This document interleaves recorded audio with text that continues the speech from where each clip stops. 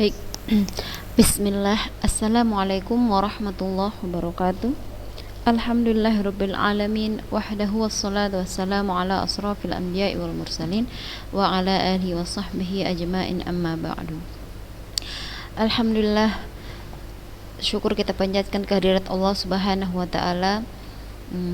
Kita bertemu lagi dalam pembelajaran daringnya.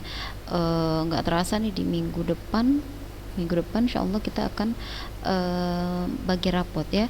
Bagi rapot, kalian akan melihat bagaimana hasil dari jerit payah kah namanya atau yang lain-lain ujian kemarin itu. Dan Ustazah mengucapkan terima kasih kepada anak-anak Ustazah yang sudah jujur sama Ustazah mengakui ketidakjujurannya ketika ujian, dan Ustazah sangat menyayangkan itu ya. Jadi harapan Ustazah kedepannya itu tidak terulang lagi. Nah, kalian sudah besar, kalian itu sudah dewasa, jangan lagi kebiasaan-kebiasaan buruk itu dipakai sampai tua. Kalian tuh paling tua sekarang di sekolah ini. Dihilangkanlah kebiasaan-kebiasaan buruk itu. Tunjukkanlah akhlak yang baik. Nah, tunjukkan akhlak yang baik di penghujung kalian ada di sekolah ini.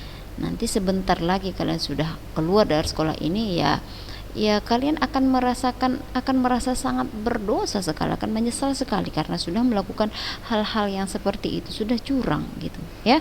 Anak-anak Ustazah berdoa mudah-mudahan antuna semua bisa menjadi pribadi yang lebih baik, bisa menjadi pribadi yang lebih jujur, dan menjadi orang yang lebih takut kepada Allah Subhanahu wa taala. Allahumma amin.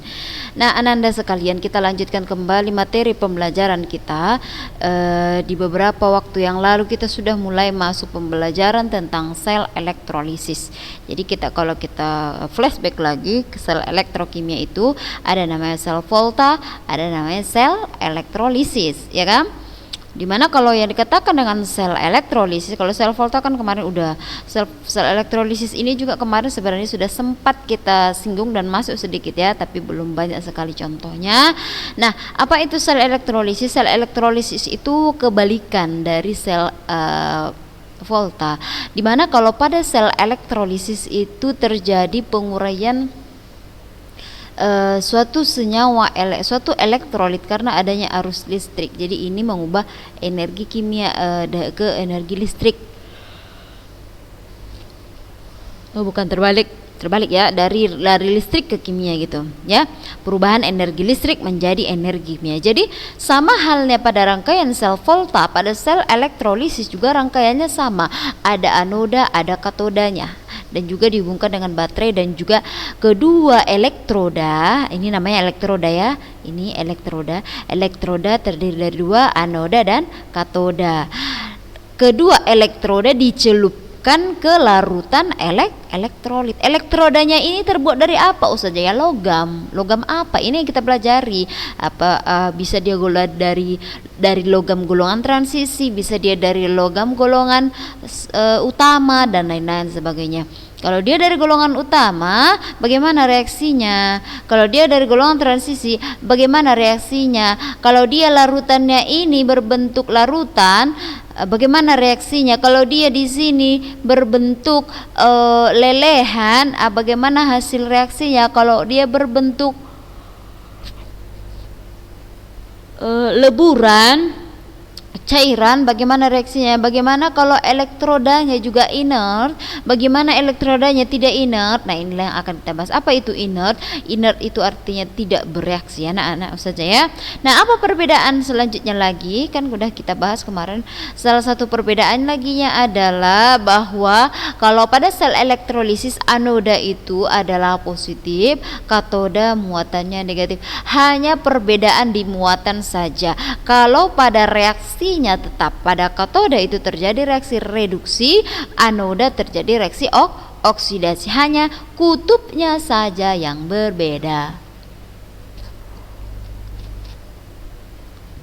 Nah, ini dia cara kerja dari reaksi elektrolisis, di mana sel elektrolisis itu merupakan rangkaian dua elektroda. Sudah ditunjukkan tadi, yaitu anoda dan katoda. Anoda itu tadi ada apa muatannya? anoda bermuatan positif, katoda bermuatan negatif.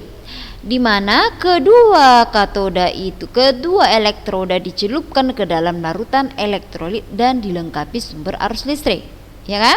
Sumber arus listrik, ada tadi sumber arus listriknya, akan memompa elektron ke katoda dulu dan ditangkap oleh kation. Kation itu adalah positif ya. Jadi kan tetap saya bilang bahwa katoda itu terdapat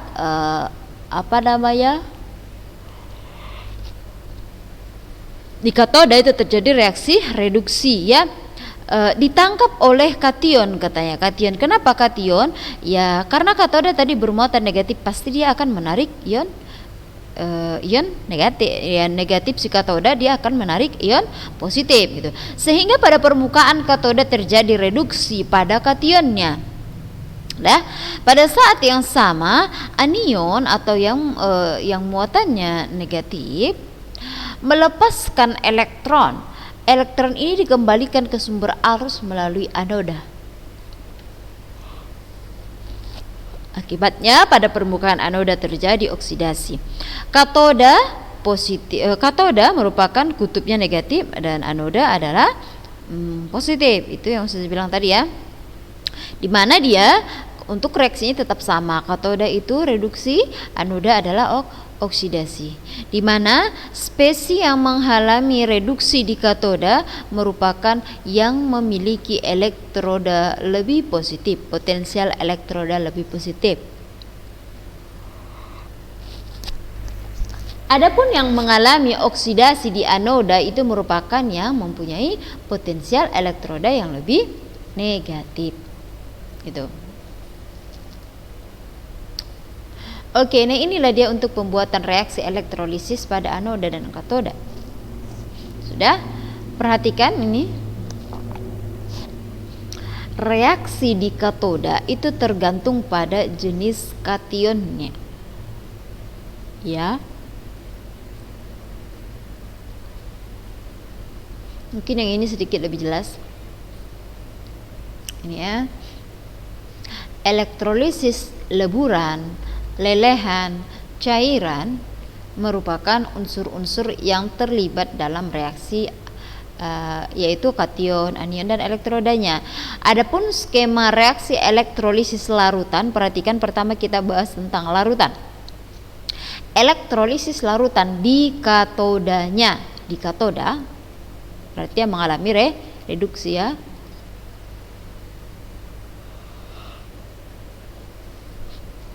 Apabila katodanya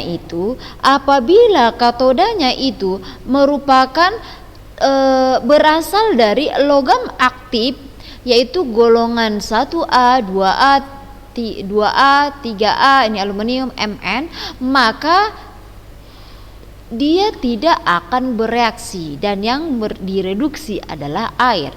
Inilah reaksinya. Sedangkan jika katodanya itu merupakan kation lainnya itu berarti selain logam aktif ini, maka yang direduksi adalah kationnya itu sendiri.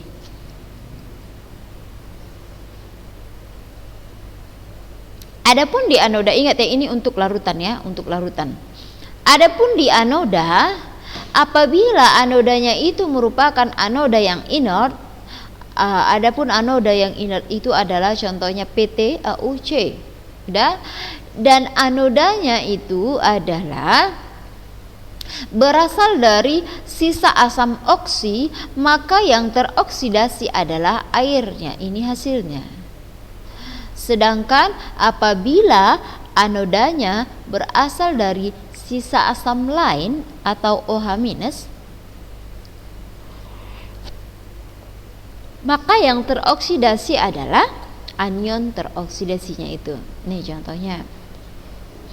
Adapun jika anodanya itu tidak inert, maka yang teroksidasi adalah anoda teroksidasinya. Dan juga jika dia logam aktif seperti golongan 1A, 2A, kationnya akan tereduksi menjadi logamnya bila yang dielektrolisis adalah berupa lelehan, leburan atau cairannya. Kita ke contoh saja.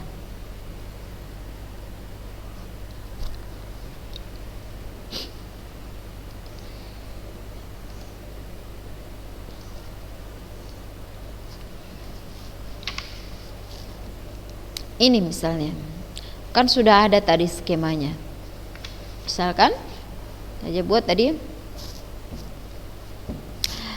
tuliskan, sepertinya kemarin ini udah saya kasih nih contohnya. Tuliskan reaksi elektrolisis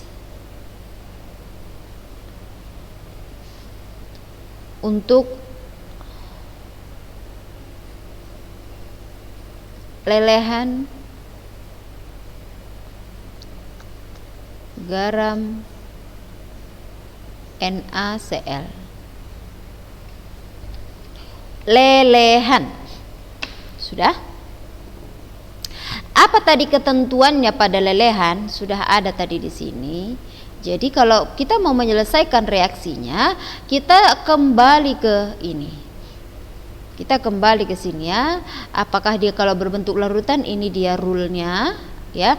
Kalau dia berbentuk lelehan tadi, kalau untuk berbentuk lelehan, jika dia logam aktif berasal dari 1A2A, maka kationnya yang akan tereduksi menjadi logamnya. Kita perhatikan tadi apa katanya. Udah. Ini dia berbentuk lelehan dan senyawanya adalah NaCl. Langkah pertama yang harus kita buat adalah buat dulu ionisasinya. Ionisasi dari NaCl.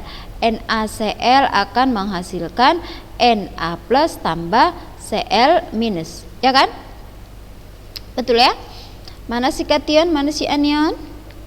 Si kation itu adalah yang positif, yang anion adalah yang negatif. Ini dia. Ini namanya adalah kation, ini namanya adalah anion. Sudah? Nah, lalu kita buatlah dulu katoda, anoda dan anoda. Sudah? Katoda, anoda. Di katoda itu si kation, di anoda itu si anion. Gitu ya, anak-anak ustazah ya. Nah, apa kita buat di sini? Tadi katanya jika jika dia berasal dari golongan utama si kation. Sekarang kita lihat si kation Na.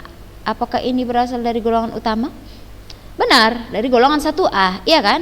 Jadi katanya untuk berbentuk elektrolisis berbentuk lelehan, jika dia berasal dari golongan utama 1A, 2A, 3A atau SMN tadi, maka yang tereduksi adalah si kationnya itu sendiri. Berarti ini tetap si kation itu sendiri, si Na lah yang reaksi Na lah kita buat di sini. Ya, kita buatlah di sini reaksi si Na.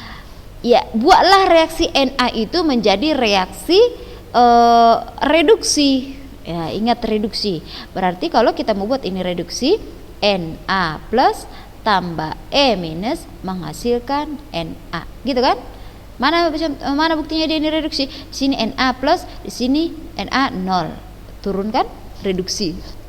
Sedangkan pada anodanya juga demikian. Pada anodanya adalah ya anionnya itu sendiri, katanya anionnya itu sendiri. Ya berarti si Cl. Buatlah reaksi si Cl ini menjadi reaksi oksidasi. Kayak mana caranya? Cl minus menghasilkan Cl2 tambah E minus, ya kan? Lalu kalau kita serahkan di sini Cl1, di sini Cl2, maka di sini jadi 2. Kalau 2 Cl di sini berarti elektronnya pun menjadi 2. Gitu kan? Paham enggak anak-anak saja nih? Nah, jadi intinya kita setiap kali mau menyelesaikan sel elektrolisis, kita konsultasi lagi ke bagian yang tadi. Pertama, perhatikan apakah dia berbentuk larutan, apakah lelehan ataukah leburan dan lain-lain sebagainya. Kalau sudah tahu kita ini lelehan dan lain-lain sebagainya, baru kita ionisasikan dulu, ionisasikan. Lalu perhatikan kation dan anionnya. Kationnya dari golongan utama atau tidak? Kalau kation dari golongan utama, apa yang direduksi? Anionnya dari golongan mana? Apakah asam oksi atau tidak? Kalau tidak, apa yang dioksidasi? Nah, seperti itu. Nah, jadi kalau sudah ada seperti ini, sudah dapat kita katodanya, sudah dapat kita anodanya, maka kita kali silang. Kenapa kita kali silang? Karena di sini elektronnya 1 saja, di sini elektronnya 2. Kalau begitu kita kali silang, ini kali 2, ini kali 1, ya kan? Sehingga di sini kita peroleh 2, 2, 2, gitu kan?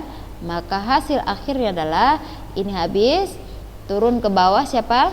2 Na plus tambah 2 Cl minus menghasilkan 2 Na tambah Cl2. Begitu. Inilah dia hasil elektrolisisnya gitu. Nah, kita buat contoh berikutnya adalah untuk yang berbentuk larutan. Ini dia masih menggunakan elektroda yang inert ya. Ini elektrodanya inert masih. Elektroda inert. Jadi contoh elektroda yang inert itu adalah PT, karbon, Au gitu ya. Yang tidak, maksudnya inert itu artinya tidak bereaksi ya. Saja buat contoh kedua. Ini tadi adalah yang berbentuk lelehan. Sekarang Ustazah buat elektrolisis untuk sel berbentuk larutan. Untuk sel berbentuk larutan. Contoh kedua. Ya, ini semuanya kita konsultasikannya itu adalah ke diagram itu tadi, apa namanya? Iya. Tuliskan reaksi elektrolisis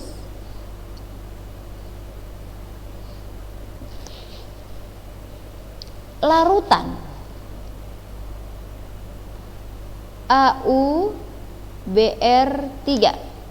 dengan elektroda PT. Elektroda PT inert atau tidak? Inert ya, tidak bereaksi. Oke, baik. Kata kunci kita tetap larutan dan AuBr3. Langkah pertama yang harus kita lakukan tetap reaksi ionisasi dulu. Ionisasikan dulu. Reaksi ionisasi AuBr3 adalah apa? AuBr3 menghasilkan Au3 plus tambah Br minus. Gitu kan?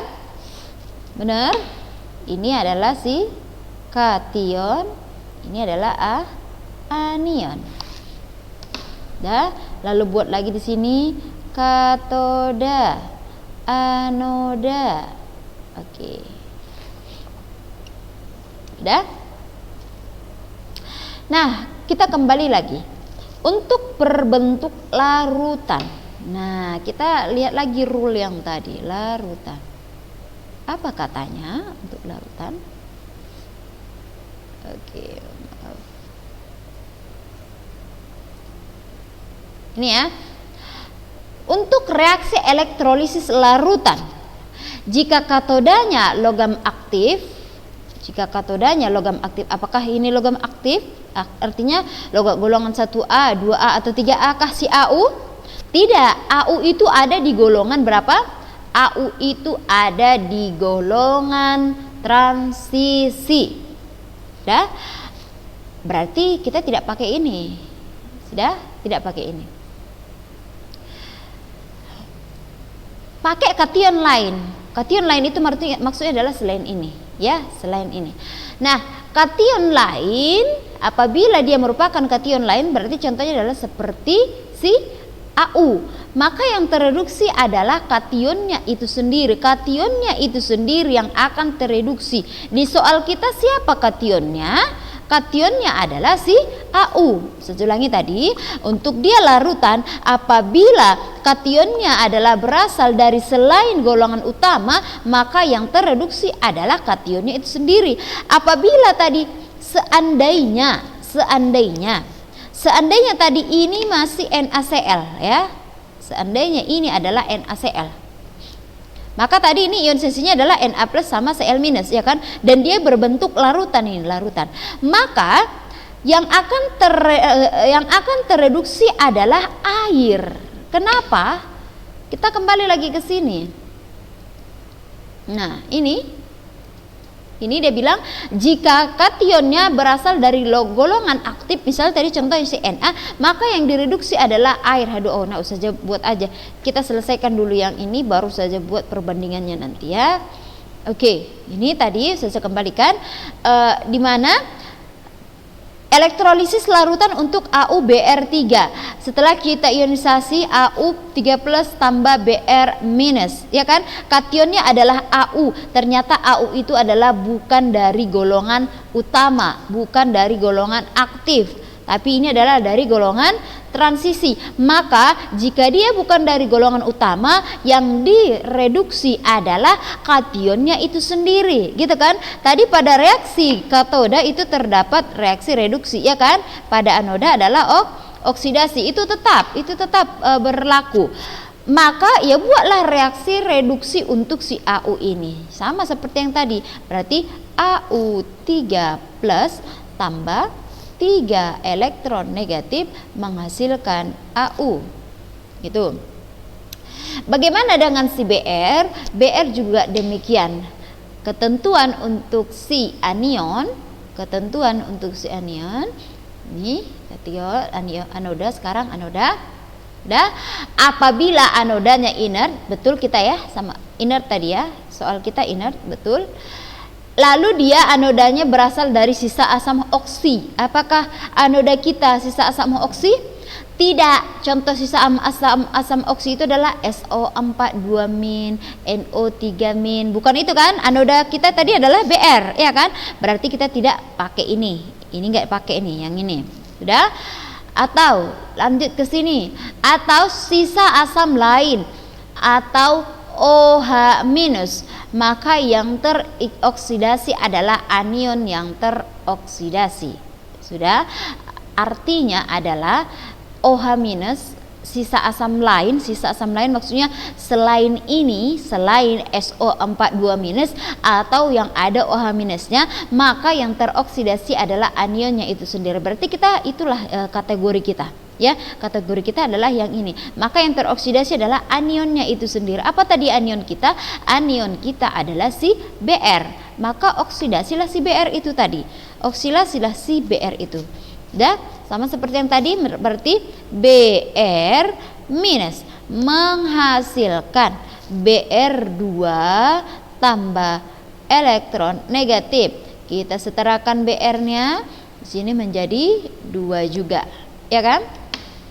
Maka untuk menyelesaikannya kita kali silang ya. Karena ini 3 elektron, ini 2 elektron, di sini jadi kali 2, ini jadi kali 3 ya. Saja kok tahu dari mana Br2 ini kok cuman Au aja. Ingat yang saya bilang kemarin itu, apabila kita mau membuat reaksi seperti ini, reaksi unsur dia, ingatlah bahwa unsur-unsur gas itu kalau kita mau membuat reaksi ionisasinya, unsur-unsur gas itu tidak bisa berdiri sendiri ya. Golongan 7 itu kalau diionkan adalah F2. Bukan diionkan, dibuat reaksi seperti ini ya, oksidasi reduksinya. Kalau dia dalam bentuk sendiri tidak bisa Br saja, yang ada Br2, Cl2, F2, H2, N2, O2 gitu yang ada ya. Tapi kalau dia golongan logam, unsur-unsur logam, nggak boleh dibuat Na2, salah. Kecuali Na2O baru benar kalau dalam bentuk senyawa. Tapi kalau dalam bentuk unsur kita buat logam itu dia sendiri, nggak bisa diatomik. Au aja. Kalau anti buat Au2 salah. Tapi kalau Br, anti buat Br aja salah. Yang benar adalah Br2 karena dia adalah gas. Kalau logam tidak bisa diatomik ya. Itu dia. Dah kita kali silang. Kita kali silang berarti di sini 2, 6, lalu 2. Di sini jadi 6, lalu 3 dan 6. Sehingga habis turunkan ke bawah, hasilnya adalah 2Au3+ tambah 6Br- menghasilkan 2Au tambah 3Br2. Nah, inilah dia reaksi elektrolisisnya gitu. Nah, usah bandingkan lagi Saja buatlah contohnya lagi. Ini kan tadi kebetulan dia menggunakan anion kation yang bukan dari golongan utama. Kalau Ustazah balikkan lagi sini, soal kita adalah ini NaCl. Misalnya soal kita adalah NaCl ya. Oke, masih dia dalam bentuk larutan. Larutan. Kalau soal pertama tadi adalah lelehan ya, lelehan. Sekarang kita larutan NaCl misalnya. Sama seperti yang tadi, kita tetap mengionisasikannya. NaCl menghasilkan Na plus tambah Cl minus. Ini kation, ini anionnya, gitu kan? Lalu bagaimana reaksi di katoda dan anodanya? Katoda, anoda. Perhatikan. Kembali lagi kita ke rule lama. Ini katoda, ini anion, ini anoda. Sudah?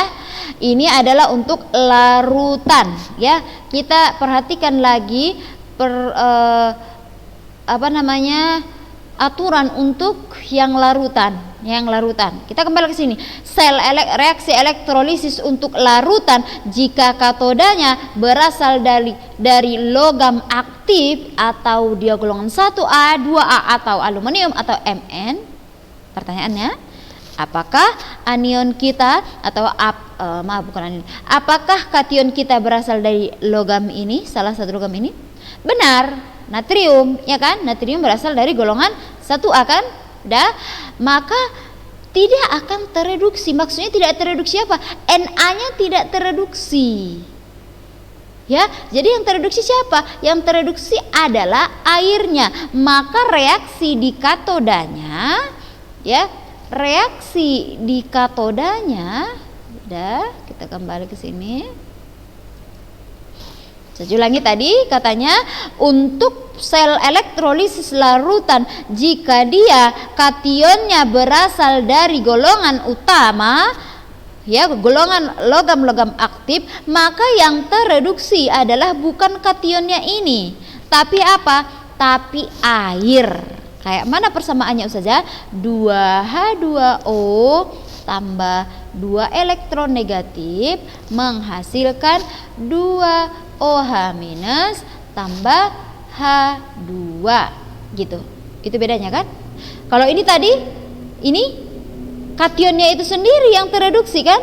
Kalau si Na yang tereduksi adalah airnya, air, bukan kationnya. Kenapa? Karena si Na berasal dari golongan utama, sedangkan si Au berasal dari golongan transisi, gitu kan? Bagaimana untuk reaksi di anodanya Ustazah? Kita lihat lagi dia. Kita lihat lagi. Bagaimana untuk reaksi di anodanya? Untuk anodanya tadi, jika anodanya adalah inert, pakai inert kita kan? Sudah. Apakah dia sisa asam oksi? Tidak kan? Tidak sisa asam oksi kan? Maksudnya tidak. Kalau tadi soalnya itu adalah NaSO4. Nah, berarti SO4 itu adalah sisa asam oksi. Berarti anion kita adalah sisa asam oksi. Tapi sekarang anion kita siapa sih? Cl. Masuk bagian mana itu? Masuk bagian sini. Masuk bagian sini dia nih. Nah, sisa asam lain atau OH- ya. Maka yang teroksidasi adalah anionnya itu sendiri. Siapa anion kita? Anion kita adalah siapa? Si Cl.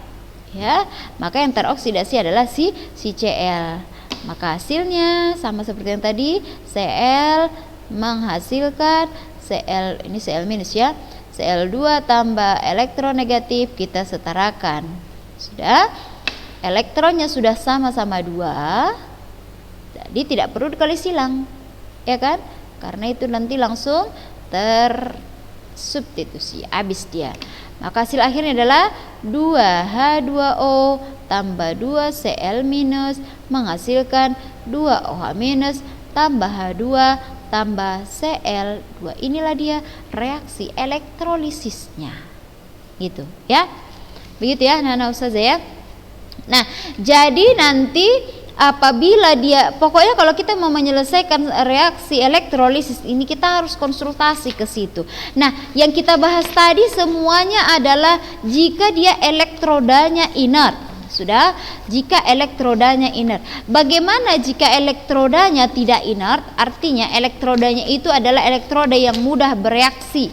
Ini tadi kan sudah buat elektrodanya inert. Yang ini juga elektrodanya adalah inert. Sudah kan? Jadi kalau elektrodanya adalah elektroda yang inert, yang kita perhatikan adalah memang si katoda dan anodanya. ya.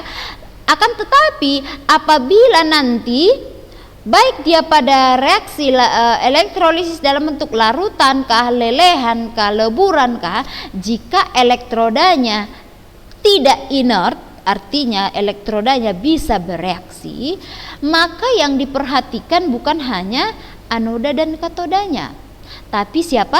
Tapi si elektroda juga diperhatikan. Untuk apa? Terkhususlah elektroda itu dipakai untuk si anodanya. Jadi contoh elektroda yang bereaksi itu contohnya adalah Cu, Ni, Zn, Ag, Pb, Fe dan lain-lain. Pokoknya selain Pt dan C, itulah dia termasuk elektroda yang bereaksi. Jadi kalau dia bereaksi nanti, ketentuan di katodanya itu sama seperti ketentuan yang ini, kation ya.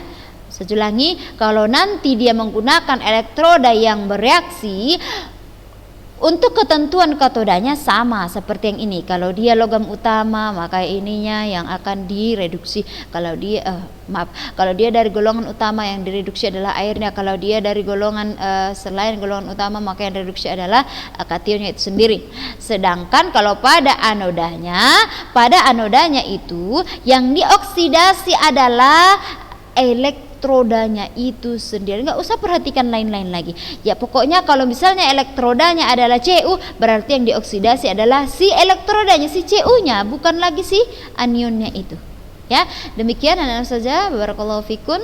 Mudah-mudahan bisa dipahami ya. Kita lanjut insyaallah di minggu depan saja kasih tugas lah sama anak-anak saja. Kalau ada pertanyaan ditanyakan sama ustazah, dan ustazah mau menanyakan ini kepada ananda sekalian yang anak kelas 12. Ustazah minta tolong kali lah, mohon kali sama ananda semua, jadilah menjadi panutan kepada adik-adiknya. Udah dari segi hal ujian, belajar, kenapa kok kayaknya mengecewakan sekali. Tadi ustazah mengecek channel YouTube yang ustazah pegang, yang ustazah tanggung jawabi untuk pelajaran pelajaran agama pokoknya, yang diampu sama ustazah Ulia. Dari kalian 35 orang, cuma 17 orang yang menonton. Luar biasa sekali. Sementara ustazah dapati absensi kalian, rata-rata kalian mengaku bahwa sudah menonton video pada tanggal 5 Oktober. Kenapa berbohong nak? Kenapa lagi? 17 orang, pelajaran apa? Nanti ustazah cek lagi. Hanya 17 yang menonton video pembelajaran yang ustazah upload itu, pelajaran ustazah Ulia. Pelajaran apa itu? Nah, iya, pelajaran balaghah atau apa? Qiraah, lupa ustazah. Hanya 17 orang. Sementara ustazah cek di absensi kalian pagi hari, absensi yang menyatakan sudah menonton video di semalamnya, rata-rata kalian semua sudah mencentang kalau kalian itu sudah menonton. Kok luar biasa kali nak bohongnya. Jangan begitulah. Allah Maha mengetahui. Jangan lagi buat yang seperti ini. Apa kali rupanya kerja kalian? Mau banting tulang kalian cari berlian, cari emas, sampai tidak bisa lagi menonton pembelajaran. Kuota sudah diberikan oleh pemerintah. Nah, kuota itu ya ustazah nggak cukup lah, cuma 5 GB. Ya untuk sekarang 5 GB itu dulu pala-palakan khusus untuk menonton YouTube kita. Nanti insya Allah di akhir bulan ini kita akan menggunakannya dengan video pembelajaran Zoom, sehingga bisa digunakan semua. Jadi ustazah minta tolong kali, jangan mengecewakan sekali kalian anak kelas 12 ini. Akhlak kalian yang utama, ustaz dan ustazahnya menilai bagaimana kalian bisa nggak lulus dari sekolah ini. Nah demikian, assalamualaikum warahmatullahi wabarakatuh.